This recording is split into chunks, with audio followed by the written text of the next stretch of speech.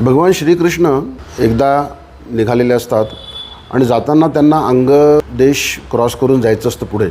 तर अंगदेशाचा राजा कर्ण ह्याला जेव्हा दूतांतर्फे कळतं की भगवान श्रीकृष्ण हे जाणार आहेत इथून, तेव्हा वेशीवर अंगराज कर्ण त्यांचं स्वागत करायला थांबतो.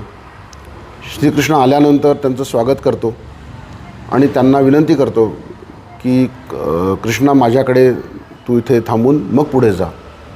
कृष्ण म्हणतो की मला आत्ता जाणं गरजेचं आहे, पण मी येताना मात्र 1-2 दिवस तुझ्याकडे नक्की थांबेन.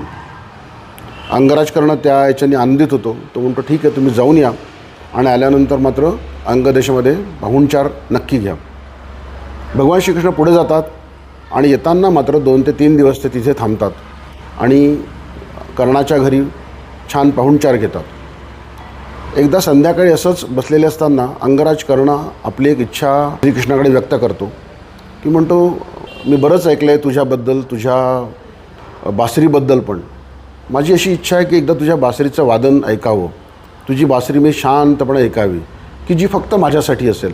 कृष्ण एक हलकंसं स्मित करतो आणि म्हणतो, नक्की, मी तुझी इच्छा ही नक्की पूर्ण करीन, पण फक्त आत्ता नको.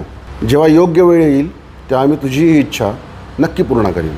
त्यानंतर श्रीकृष्ण परत द्वारकेला निघून जातो.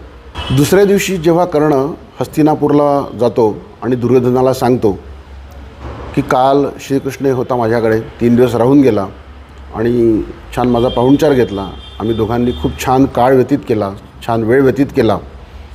दुर्योधनाला आश्चर्य वाटतं. तो म्हणतो, कृष्ण तुझ्याकडे कसा काय आला?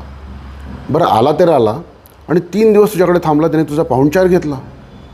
हा कृष्णाचा स्वभाव नाही आहे, ही कृष्णाची काहीतरी नीती असणार आहे, याच्यामागे काहीतरी कारण असणार आहे. कर्ण त्याला म्हणतो, दुर्योधना, तू प्रत्येक वेळेला नेहमीचा वाकडा विचार काय करतो कृष्णाबद्दल? तो असं कधीही काही करत नाही. त्याचे आणि माझे अत्यंत आत्मीय संबंध आहेत आणि म्हणून तो थांबला. आणि त्यांनी मला इव्हन वचन पण दिलेलं आहे की मला तो बासरी वादन करणार आहे फक्त माझ्यासाठी, कारण कर्णाला त्याचा फार अभिमान वाटलेला असतो, फार आनंद झालेला असतो. तर कृष्ण कर्णाला दिलेलं हे वचन की मी फक्त तुझ्यासाठी बासरी वादन करीन, हे पूर्ण करतो का? पुढच्या भागात बघूयात आपण. धन्यवाद.